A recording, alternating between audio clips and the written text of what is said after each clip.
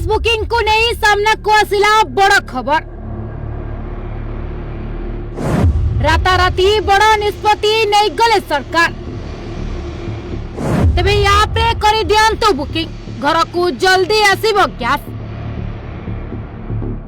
45 नुहे 25 दिन रे मिलिबो एलपीजी गैस। हाँ देश ठारू राज्य पर्यंत सबुठी एबे गैस रो चिंता। गैस बुकिंग कले आउ गैस मिलुनी, बरंग एक मेसेज सामना को आसुछि जाकु देखि साधारण लोके चिंता रे पड़िथवा बेले सरकार एक नुआ नियम सामना को आनिछंती। एलपीजी गैस पई लोके हैरान हरकत हेउथवा बेले बंद होई जाउछि एबे होटल लो दुकान, कारण सरकार राताराती नियम बदलाइछंती आ बड़ निष्पत्ति नैछंती जे भारतीय मानक पई खुशी खबर आनी दैछि। सूचना अनुसार एलपीजी सिलेंडर बुकिंग समस्या रे अनेक किछि खबर सामना को आसितला। केते बेले बुकिंग कले आ गैस मिलिबो नाही बोली कुआ जाउथवा बेले आउ केते बेले अधिक दिनर समय मागुतला। आबे सबु गुजब को खंडन करी एबे स्पष्ट सूचना दैछंती सरकार। विभिन्न लोकन को गैस बुकिंग पई विभिन्न समय अपेक्षा करबा को पड़िबो, जार खबर एबे सोशल मीडिया रु सूचना मिलिछि।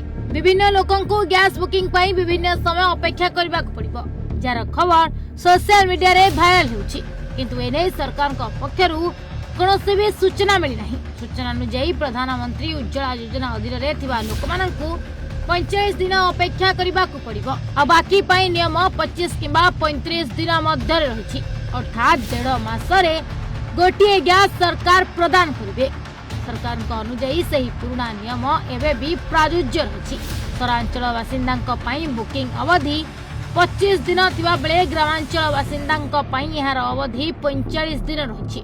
तेबे नियम समस्त बासिंदा समान भाव रही। तेबे गुजब खबर को विश्वास न करने को लोकों को सरकार अनुरोध करिसेंती। या मध्य कह जायछि जे देश रे कोनोसी गैस रो अभाव नहीं, बरं लोके आगुआ चिंता करी बेसी भयभीत हेउछंती। समस्तक पई पर्याप्त परिमाण रो एलपीजी गैस उपलब्ध रहिछि, तेणु शीघ्र बुकिंग करिवार कोनोसी आवश्यकता नहीं। तरबर होई गोटे परे गोटे गैस को ऑर्डर करि देउछंती लोके, कारण युद्ध परिस्थिति लगी रही बेले मन भितर छनका पड़ुछि। आ ए सबु कला बजारी को बंद करबा पई सरकार एभली नियम बाहर करिसेंती। प्रति 1.5 मास रे ही गोटिए गैस प्रदान करिवे सरकार। जदि केही निर्धारित समय पूर्व गैस बुकिंग करबा को चेष्टा करंती तो सिस्टम याकू आपे आपे अवरोध करिदेबो आ आपनक मोबाइल को संगे संग मेसेज आसीबो जे समय आपनक गैस सरिछि आ केउ समय आपनक गैस मिलिबो ता मध्य आपनक मोबाइल रे मेसेज आकार रे शो करिवो, जाकू देखिबा परे आपण मध्य ठीक बुझी परिबे कि आपनक केबे गैस सरकार प्रदान करिवे। तबे युद्ध समय जगु एभली किछि परिस्थिति सामना करुछि भारत। तबे समय पूर्वरु गैस डिलीवरी तारीख को गणा जिवो। एही नियम सहर गाँ एवं दुर्गम अंचल पर्यंत प्रयोज्य। अन्यपटे एही नियम संपर्क रे एक सरकारी विवृत्ति सरकार जारी करिसेंती। ईरान रे चलीथिबा युद्ध जगु हॉर्मुज प्रणाली बंद होइछि। केवल भारत कूटनीतिक साहाय्य रे गोटे परे गोटे जहाज आणुछि, हेले ताहा केबे बंद हेबो से कथा भी केही जानि नाहांती।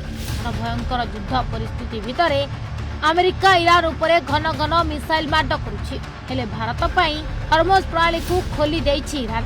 जेते भारत एलपीजी गैस आनि पारुछि। ईरान इजराइल अमेरिकार घमाघोर युद्ध चलिथिबा बेले तैल एवं एलपीजी गैस रो विश्व जोगाण को बाधा प्राप्त करिछि, फल देश में गैस अभाव देखा देछि।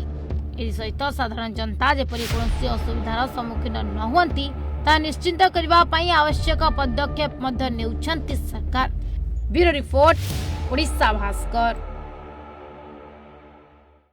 जातक विचार एवं गृहर वास्तु जनित समस्यार समाधान पई जोगाजोग करंतु ज्योतिर्विद वास्तुविद श्री मानस चंद्र नायक। जोगाजोग करंतु 9438481748।